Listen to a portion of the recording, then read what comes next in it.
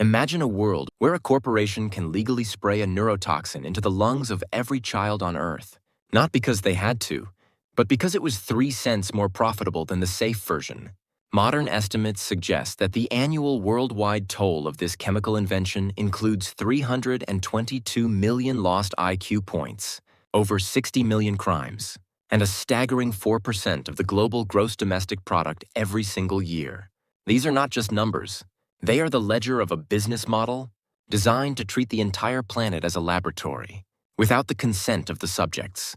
While we often tell the story of a mad scientist named Thomas Midgley Jr., the reality is much more corporate, much more legal, and significantly more depressing. The men in charge knew exactly what lead did to the human brain, because humanity has understood lead as a poison for 2,000 years. They simply decided that the brand name Ethyl sounded more profitable than toxic brain sludge. Internal combustion engines in the early 20th century had a knocking problem, a violent pinging that could physically destroy a motor under strain. Midgley and his boss at General Motors, Charles Kettering, spent years screening thousands of substances to find a fix. They found several high-octane fuel blends using benzene or simple ethyl alcohol. The stuff you find in a bottle of corn liquor worked perfectly. In fact, internal GM memos from the time admitted that alcohol was the fuel of the future. It was clean, it was renewable, and it was safe. But alcohol has one fatal flaw for a mega corporation. Anyone with a still and a pile of corn stalks can make it. You cannot patent it. You cannot monopolize it.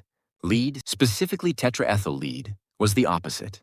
It was a proprietary chemical that GM and Standard Oil could own, control, and profit from indefinitely. Midgley calculated in 1923 that they could capture 20% of the market and pull in $36 million a year by choosing the poison over the plant.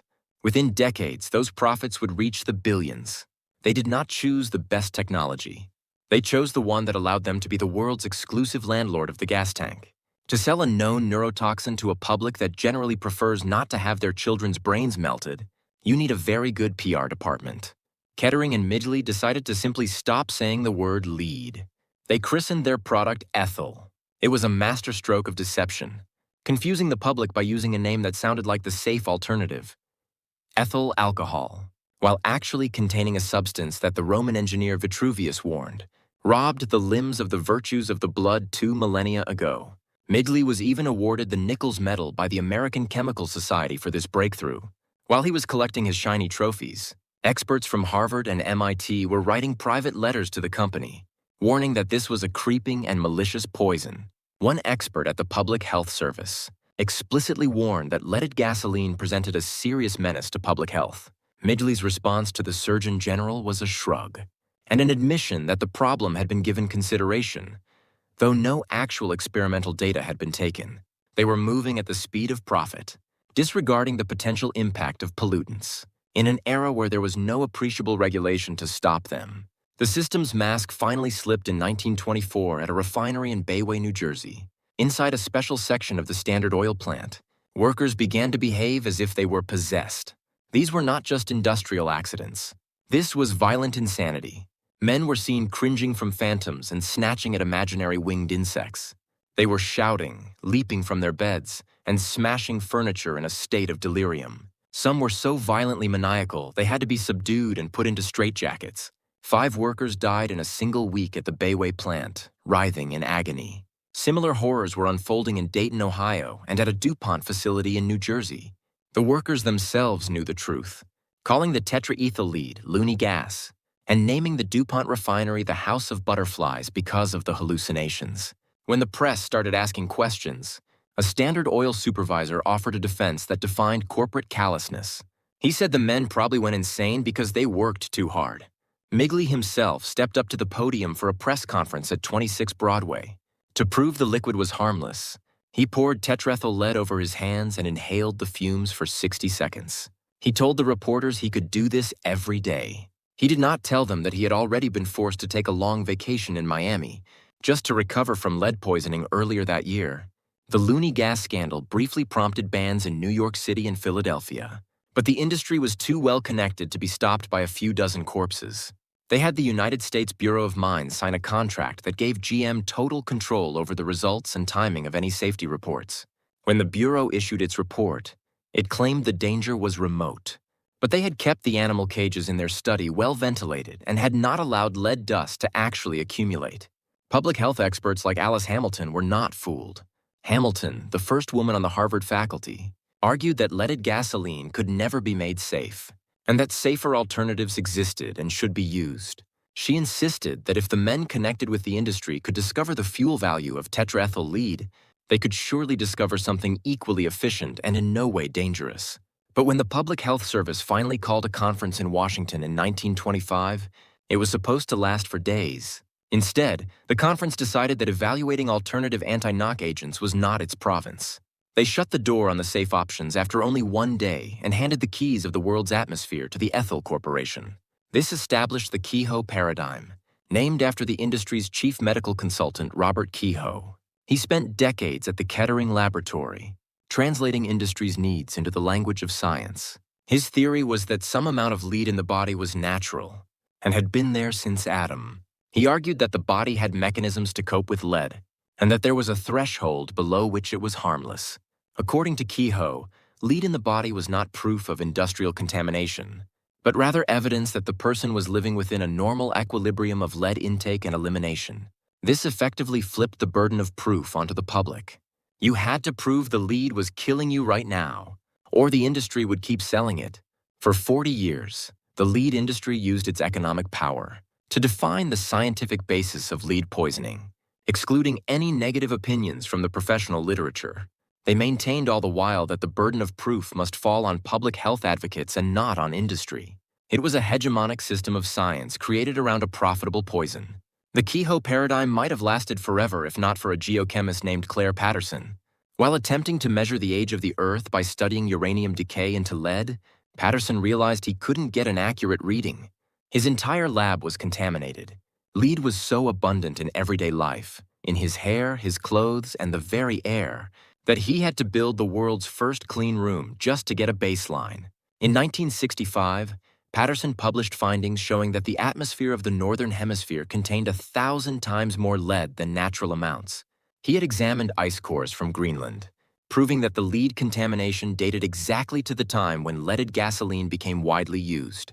The industry's response was swift and brutal. Members of the Caltech Board of Visitors who worked for the oil industry pressured his dean to let him go. His research funding was threatened. Robert Kehoe himself reviewed Patterson's paper and called him woefully ignorant. Yet Patterson's work was meticulous. He stood before a Senate committee and stated that it was a violation of duty for public health agencies to collaborate with industries in deciding whether the public is endangered. While the industry was attacking the physicists, they were also muzzling the pediatricians. In 1943, Randolph Byers found that children with lead poisoning had massive behavioral problems. The Lead Industries Association threatened him with a lawsuit until he stopped the research. Decades later, Herbert Needleman collected the teeth of thousands of children. He found that as lead levels increased, all measures of school performance decreased significantly and IQ levels dropped. The industry responded by accusing him of scientific misconduct, dragging him through harrowing inquiries designed to scare off junior scientists from ever looking at the toxic effects of a commercial product. The standard for lead poisoning in children was eventually revised downward from 40 micrograms per deciliter in 1972 to 10 in the 1990s. As it became clear that even low levels were devastating to developing brains, the industry fought every step of the way, even as the average blood lead level in children under 6 was found to be 16.5 micrograms per deciliter in the mid-70s. Midgley wasn't finished after leaded gasoline. Having successfully poisoned the ground and the air, he set his sights on the kitchen.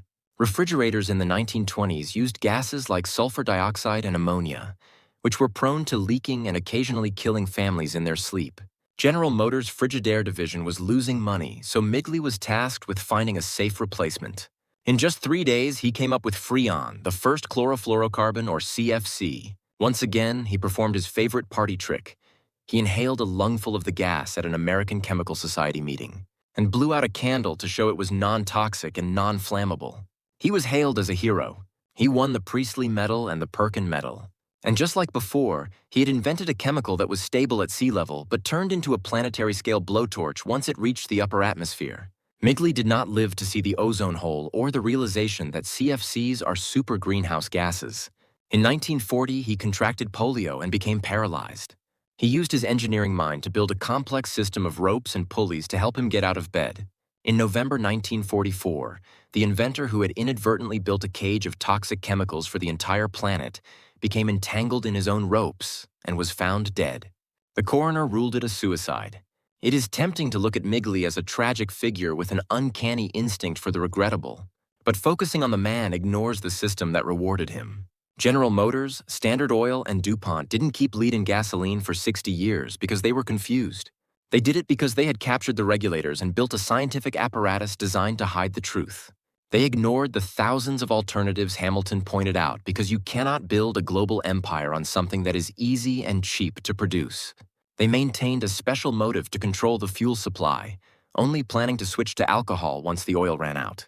Today, the lead they pumped into the air, estimated at 8 million tons in the United States alone, is still in our soil and urban dust. It presents a danger even when merely touched or breathed in, and children in poverty remain at the highest risk. We did not just discover lead was bad in the 1970s.